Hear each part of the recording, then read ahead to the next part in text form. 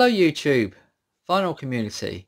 In this episode I'm going to show you how you can record your digital records to your computer. Why may you do this? Well, there are several reasons for doing this. You might just want to have a backup on your computer of a certain record. Some material on records might just be exclusively on vinyl, and you might want to listen to that on the go, on an iPod, like one of these. So yes, I will show you how you do that. First of all, you're going to need a USB audio capture cable, something like this. This is one by EaseCap, or EasyCap, I suppose it's pronounced. Basically has these connections here, and I have a USB port which goes into your computer or your laptop or whatever you choose to use. This does have software with this, Audacity. It is a bit out of date. I recommend you use the latest Audacity, version 3.2.1 I believe it is, as it's a lot more easier to use. It has more codecs as well, so it's better to download the latest software, which is Audacity, instead of the one which is in the box. You also need a preamp from your record player. Some record players have a switch. The Audio-Technica model particularly has a switch at the back which you can switch from line out or phono. You cannot do this through phono. It has to be through line out, which uses the record player's very own preamp, or you can have a separate preamp, providing that it's plugged in to this cord which I showed you to your computer, and I will show you how it's done. Right, I have the Audio-Technica ATLP 120 turntable. This has a preamp built into the record player. You may have a separate preamp. You cannot do this just on the phono. It must be on a preamp or line out. This has a switch at the back for phono and line out. I switched it over to line out, so it's using its own preamp. It has its cable which comes from the back of the record player. Plug this into your USB cable, like which I've just done. Then clean your records, clean the stylus, set the stylus on the record.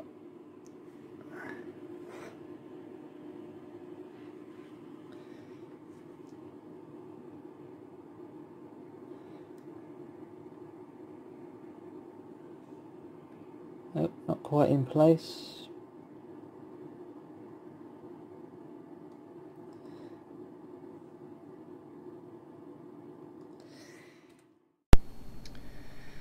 Right, the first thing you do, once installed Audacity, click on Audacity and you will see this screen. You will have here Audacity 2.3.3, which is the latest version you need. This basically has more codecs and things you can use, so it is ultimately the best one. Click OK. You may need to insert your USB, so it then highlights up here. Once you click on this toolbar, click on USB, and that will be connecting to your USB cable to your record player. Make sure it's recording in stereo. Also make sure that the recording volume isn't too low, isn't too high either, so you're better off aiming for 0.60. That gives a pretty good range of of music, of the loudness, not being too loud, not being too low, which we also will adjust later on in the video to achieve the optimum levels. Playback will affect the playback, so we're not too concerned about that. First thing to do, click on File, scroll over to the Edit, go all the way down to Preferences, and we need to check the quality of our recording. 48,000 Hertz is a very good choice, or 44100 Hertz is still very good choice. I wouldn't lose any sleep by clicking on either of these, but in this case we will go for this one, 48000. We can aim for the very best bit. We're going for 32 bits, high quality, dither none, best quality being the slowest, and click OK. And I think we're about ready to go. All we have to do is go to our turntable and make sure that your stylus is clean, as well as your record.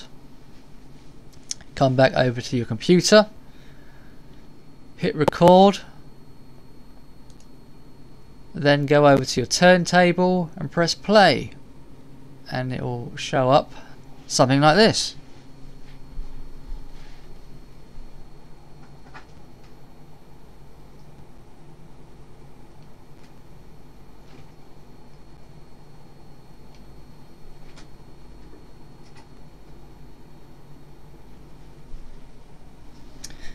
We're starting to see sound on the screen here.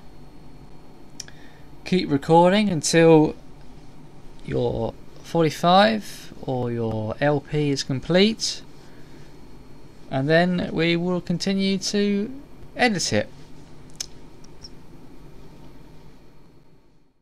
Once the record was stopped, press stop on Audacity, then press stop on your turntable.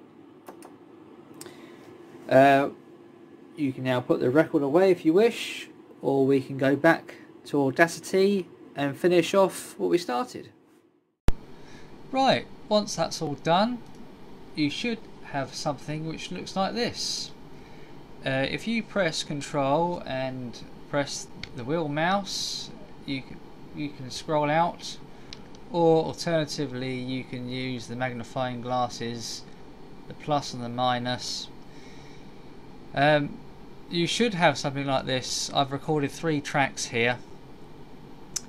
If I just click on the enlargement, I've recorded 3 tracks here. I will need to go back to the very start by clicking the skip to the start button, and then if you zoom in, you'll notice you'll have this area here which is the start of the record. We don't really need this part, so this can all be deleted by pressing the delete button on the keyboard. And now we have a nice clean beginning to our song. If we zoom out and zoom in to about here, we can do the same. Delete some of this interference.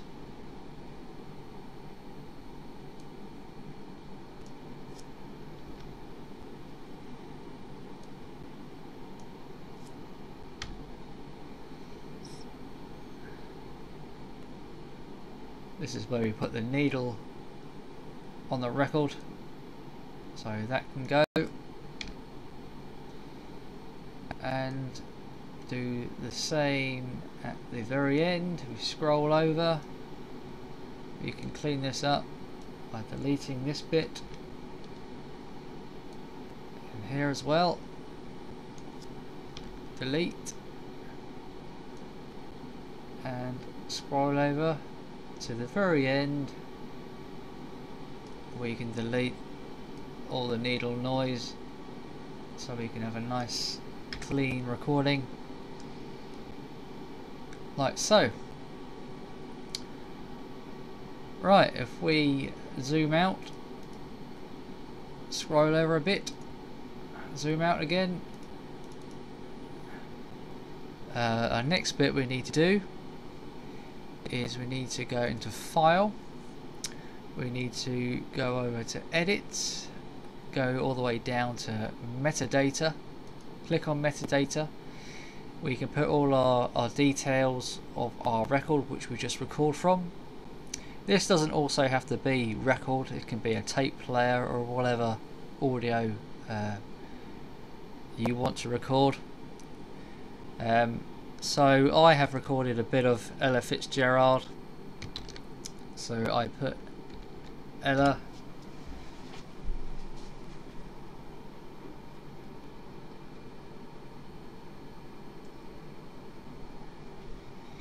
excuse me, I just had to grab the record to make sure that I get the spelling correctly. Fitzgerald, Fitzgerald.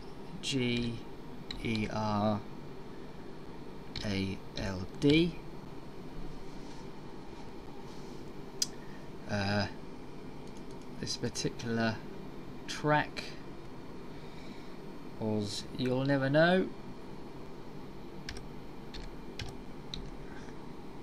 Well, actually, we don't need to do this like this. We don't have to worry about the track bits actually. Album title, it wasn't from an album. Year, it's not stated on the record, so we'll leave that. If it's a multiple artists, you can just write various artists up here and put the year in. That's all really you need to do at the moment. If you click OK.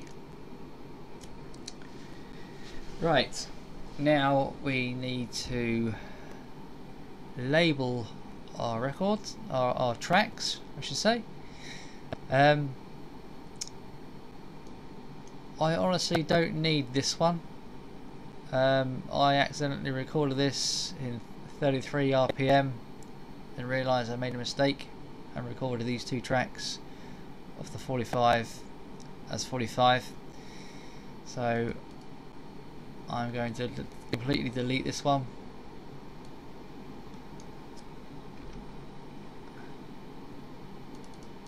Like so.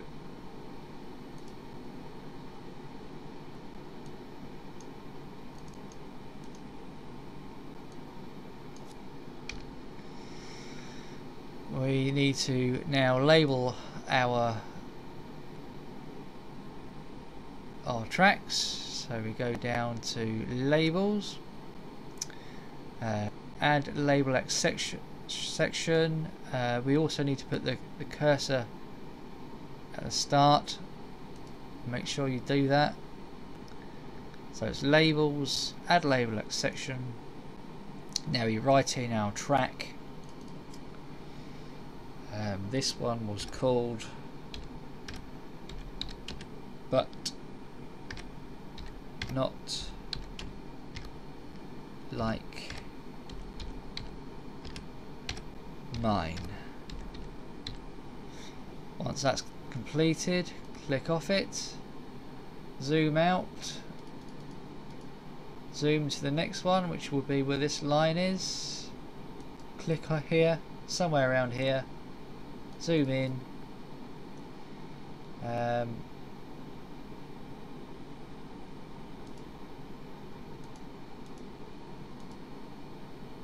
so somewhere about here. Do the same, Go to labels, add label X section, type in the track,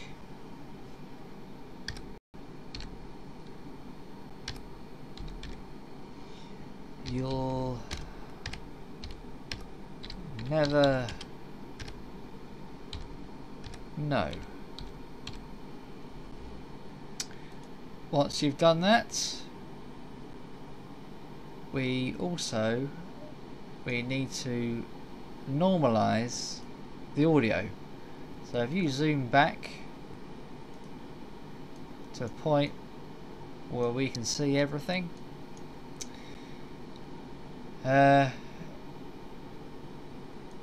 we highlight the whole thing. We now need to click on File, go down to Effect, Normalize. You should have a window like this. Make sure that your settings are exactly like mine. Click OK, and it will normalize the audio, making it louder.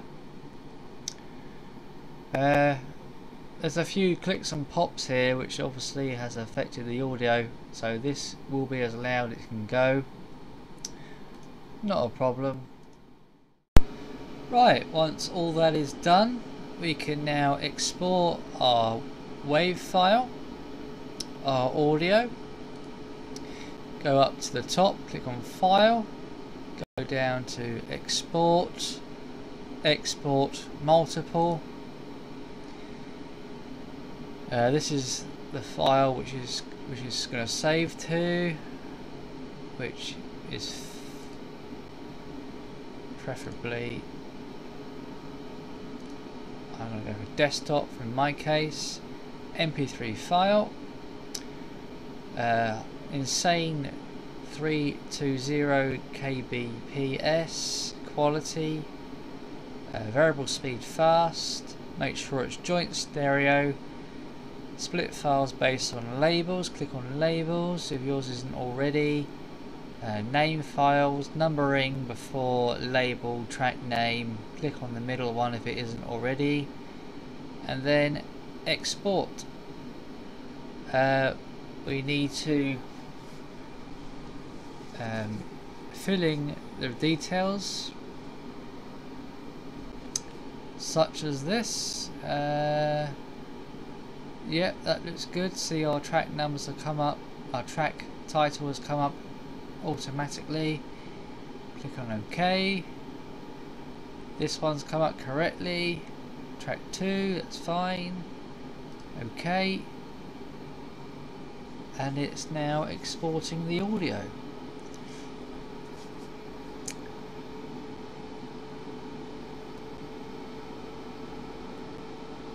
Just have to wait now till it's done.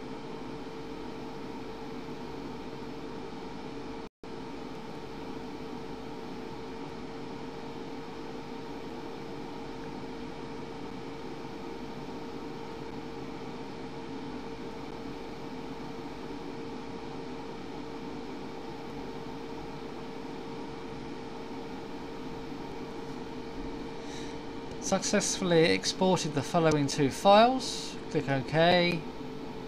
Bring this down. Go to our main page and we can see here our two MP3s which we can now listen to through Windows Media Player or iTunes or whatever way you choose. We can now do what we want with them, and that is how you do it. I hope you enjoyed this video. Until next time, I will see you then. Bye for now.